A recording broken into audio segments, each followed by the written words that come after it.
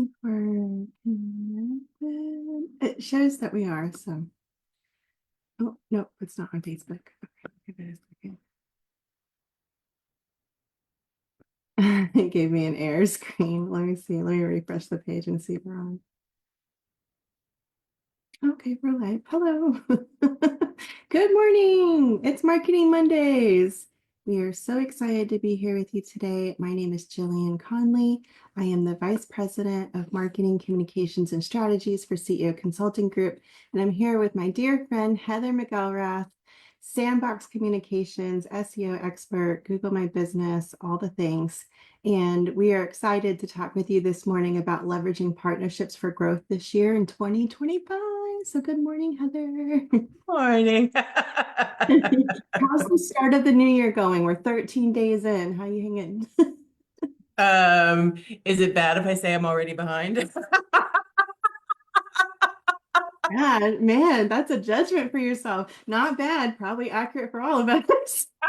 Why I figured I might as well say it, let other people feel like it's not just them. Yeah, I I feel have that this lovely guilty. plan and I have yet to execute on it. So yeah, must focus on that. I've got a great one. And look, you'll love it. It even has a little binder and everything. Like literally, I'm all set. Now I just have to like follow it. So at any rate. That's always the hardest part. Yes, exactly. It's fun putting it together. Yes, it is. I feel like that's ingrained in us from like grade school, where we have projects, we want to get the A, but like we never had to implement any of this. Yes, We exactly. just have to present it, and then we don't know how to implement. Thought about it. You're right. I got an A on the project, but then yes, didn't have to implement it. Way harder skill to learn. Well, I'm excited to talk about leveraging partnerships today because we do it all the time, and we even do it with you Mhm. and with other businesses. And it is an excellent way to both reach new audiences, expand who you connect with, who you can have influence over, and it gives you a chance to really get to know the community you serve. So when it comes to meeting people, cultivating relationships, there's a process to it. And I think that if we could give some format of a framework for it, it could make it a little less scary, especially for anyone who has like social anxiety, or maybe you're not an extreme, you're not really an extrovert, you're kind of more introverted, you struggle at networking events. You don't have to always do those types of events in order to grow your business. You can get really, really strategic with micro audiences and co-branding, situations to help expand your brand. So, I want to start with collaborating with local businesses to expand reach and why local partnerships matter. And for you, Heather, you've been working with us for a while now. And I want to talk a little bit about that partnership. How has that impacted your business working with us, co-branding with us, partnering with us? It really has expanded my reach, but I think one of the things that it's really done that may surprise people is help me hone in on my own business, meaning when you're working with someone else, you have to be able to describe what you can offer and how you offer it.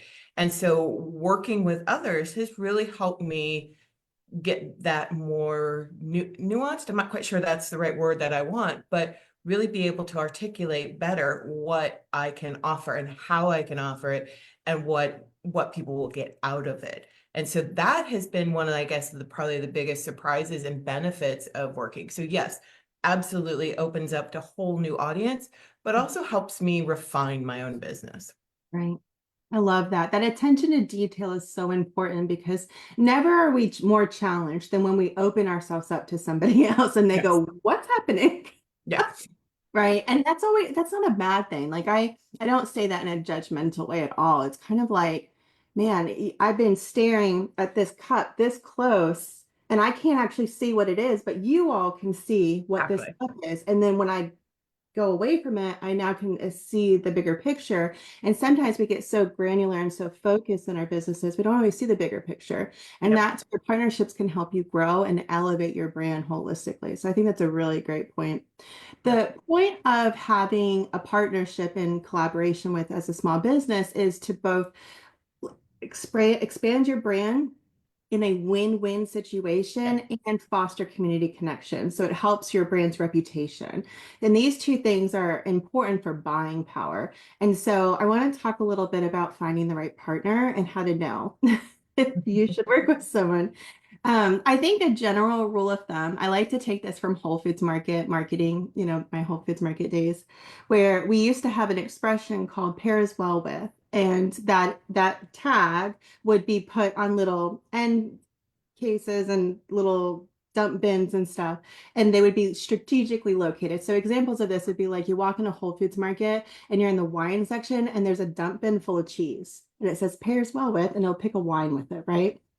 This is a kind of a very retail focused version. Now, if you do it as a business to business, especially service to service based businesses, then it could look like something a little bit different. Maybe it's a fitness studio pairs with a health food store. Maybe it's a local coffee shop with a bookstore. Maybe I've seen like people who work with Loudon Visit, Loudon Now Visit Mhm. Loudon, and they Yep. have they'll partner to do boxes for people. So you get to feature your products in there and be a part of like a bigger organization. So finding the right partnership for your business is really important, and you need to consider several factors, such as like the the value, the customer demographics. Is it aligned? Are you aligned with them? Like if your name appears in an article with their brand, are you going to be okay with that? Kind of really getting clear on it. And my last thing I want to share about this is when I worked for Whole Foods Market, we used to partner with local influencers to help expand our sales. Thanksgiving was a really big thing for us.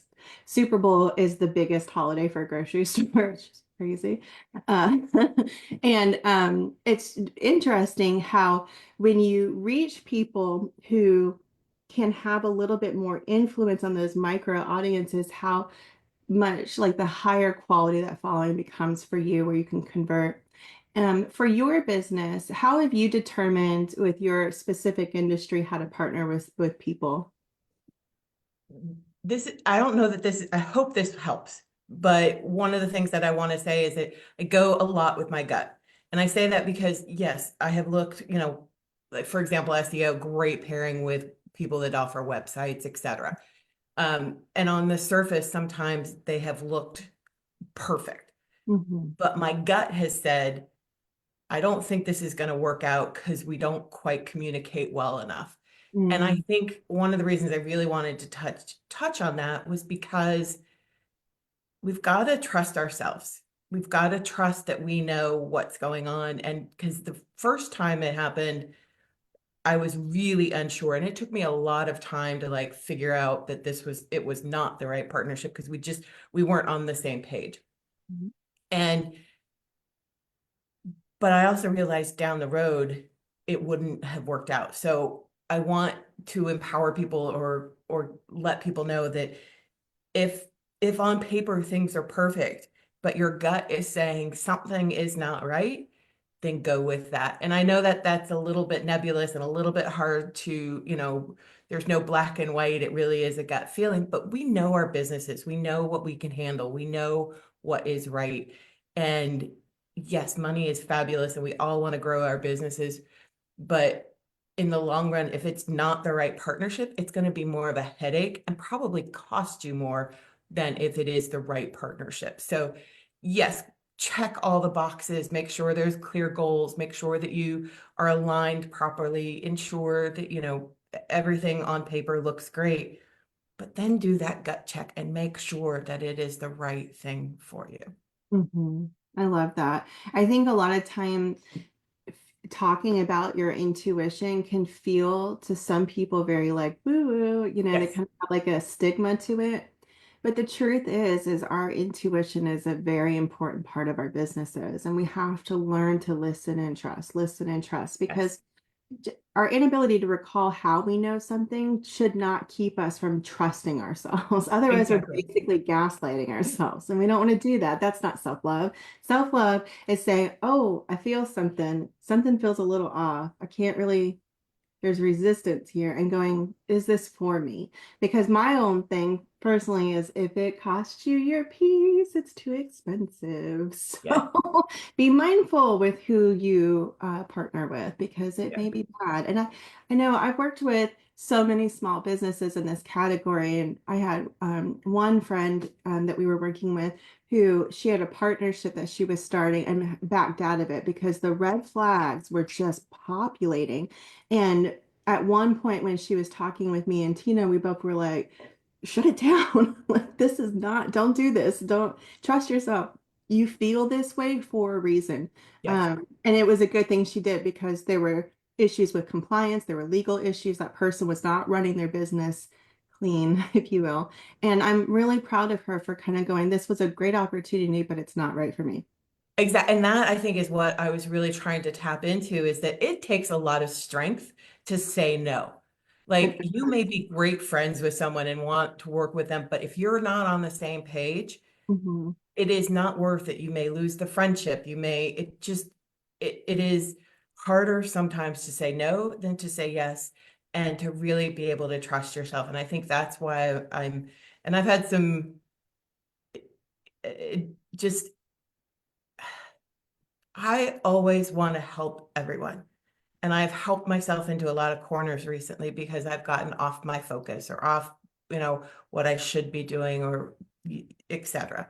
And so it does take strength to stay focused. It does take strength to realize your intuition is right. It does take strength just to run a business. And if you're listening and doing it, you have a shit ton of strength, excuse me.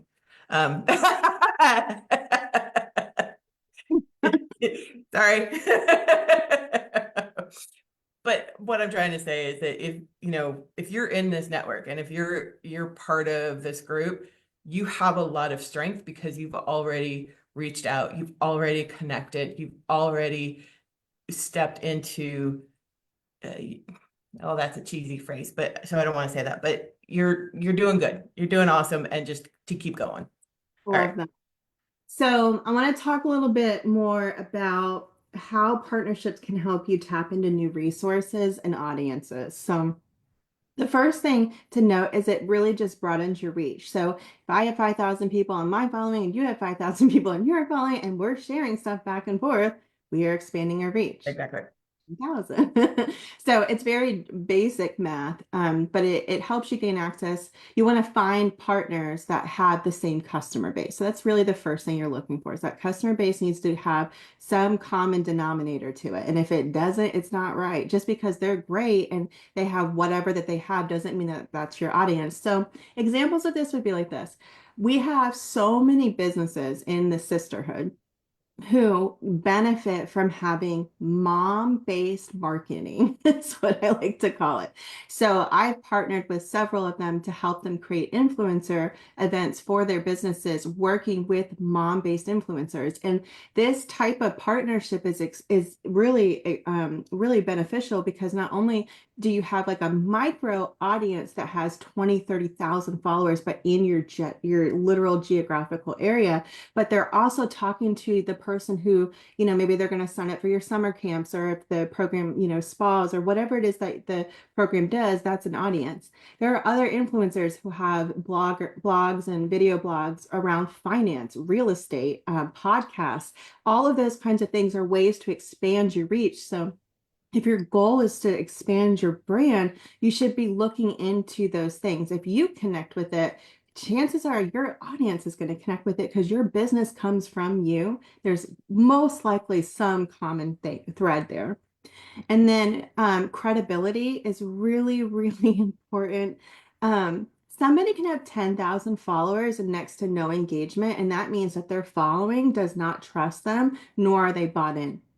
So Yeah. it's not beneficial to work with them just because they have the numbers if they don't have the engagement.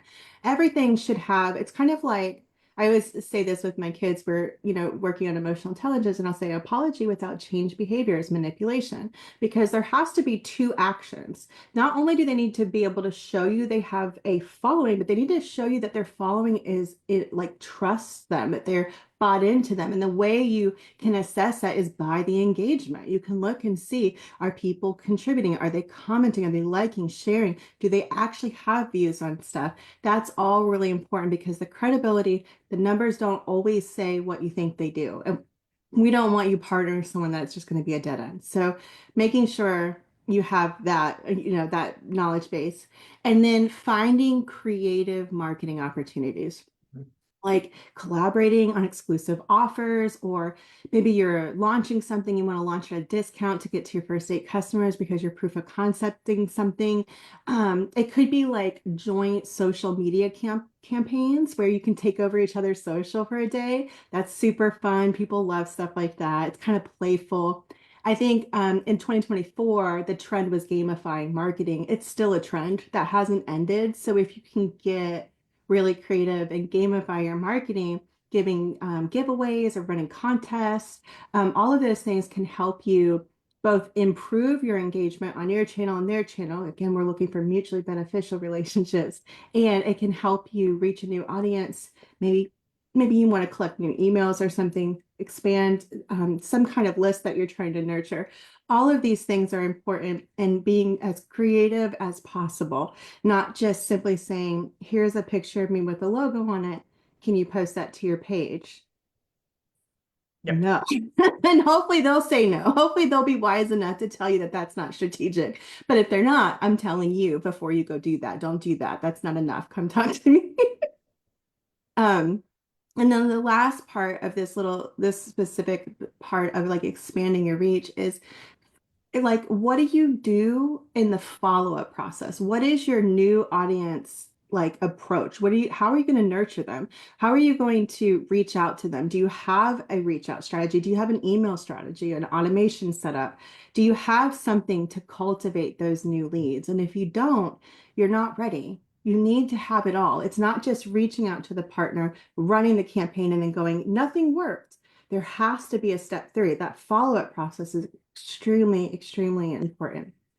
Do you want to add anything to that, Heather? Um, no, the only thing I can think of is maybe even taking a step back is that yes, everything you said is completely accurate. And in fact, I would echo even further that follow up, because if you don't nurture them, why did you do the campaign? Um, but I think, looking at partnerships, it doesn't always have to be like big, meaning you can partner on an event or a campaign. Like, so when we're talking about partnerships, for example, I was talking over the weekend with someone about maybe doing a workshop. Our fields are complementary, so maybe we could get together and help educate and promote. But then on top of that, thinking of maybe even doing it at a restaurant so that we're bringing people into a restaurant. So it's a win-win-win. Yeah. So it's not, it doesn't have to be a big partnership. It can be simple events or ways to work together to help support one another. And that's a great, if you're not ready to dive into the deep end and like sign long-term partnership, it is a way to kind of step into the pool and say, let's try this, see if it works. And that is a great way to get started. So I kind of Yeah. wanted to just add that onto what you were saying. I love that. I love that so much. That's good. So I want to share some examples of case studies that I've read of co-branding campaigns that have worked really well with bigger brands, so we can kind of wrap our mind around this. So GoPro and Red Bull partnered, and it was a project called Stratos. Stratos is Stratos. I think it's Stratos. And what it was is it was them showcasing extreme sports with like the Red Bull energy, but then it was GoPros filming so that they could be like in it, and seeing all these extreme things. And the partnership helped amplify both brands' kind of an like adventurous, kind of innovative identities that they have. And I thought that was really cool. Another one that I love, that big brand one that I love, that I always think about is so brilliant. Spotify and Uber partnered. I don't know if anybody takes Ubers or not. They partnered. So now what you can do is you can connect your Spotify account to your Uber, curate your own playlist, and they'll have it playing for you when you get in the car. Cool. And I'm like, What? Now I want to go take an Uber. I don't even need to go anywhere. I just want to play my music in an Uber. But successful campaigns, because what you're doing here is you're basically taking two things, your business and another business, and you're putting them together and going, how can we be as creative as possible? I would say that anytime your view is around the customer, you're going to win. Anytime your view is around really strategic storytelling, collaborating with intent is going to perform really well. And having fun with it is, in my opinion, the most important part, because you can be really strategic and nobody will want to listen to you. So being creative like they were. Some other ones that I saw that I've heard of or read about in the past is like florists and bakeries partnering, which I think is really strategic because Valentine's Day is coming up. They can offer like some kind of baked box with a beautiful bouquet as like a bundle deal. Both can sell it on both sides, and that can be benefit to both brands. You could do like the fitness thing. You could, if you have a health and wellness business, partnering with another sector of health and wellness. So if you have a brick and mortar and you teach people to work out and maintain and do all the things, partner with a nutritionist or some massage company. So partner with someone else to help overlap the audiences, because people who do one of those things exist in a lot of those other areas. So tapping into juice bars and smoothie companies and nutrition, and maybe there's like a farmer's market and that kind of thing where you can get fresh food and those really important parts of your health and wellness journey. As they always say, your abs are made in the kitchen and not in the gym or something. So like, being strategic about it. And even like hair salons, like they can do like joint like holiday glam nights with like a boutique, and it could be like a fun little like sip and shop, get cute, that kind of stuff. And those are like just off the top of my head, really, just really quickly, that you could do. I wonder, I'd be curious if anyone's done a partnership recently, and I would love to hear about it. So if you're in and watching us live right now, or if you come back and watch the replay and you've done a partnership, tell us what your business is and what kind of business you partnered with. I want to hear what creative things you've been able to do.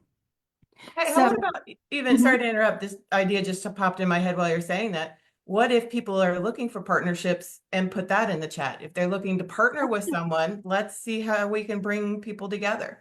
I love that. Please, please, please comment below. We want to know.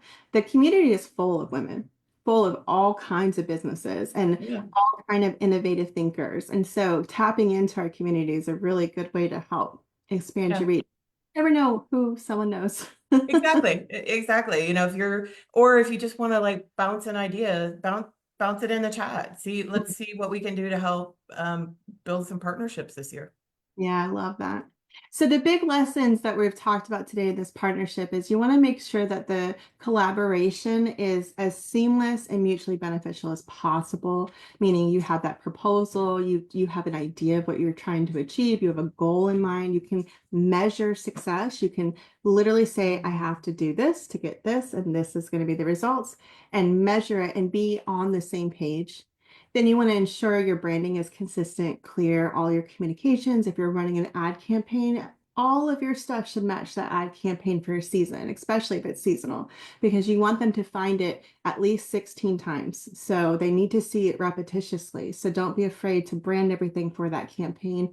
Facebook cover photos, LinkedIn cover photos, putting posts, creating a grid on Instagram, just getting really creative.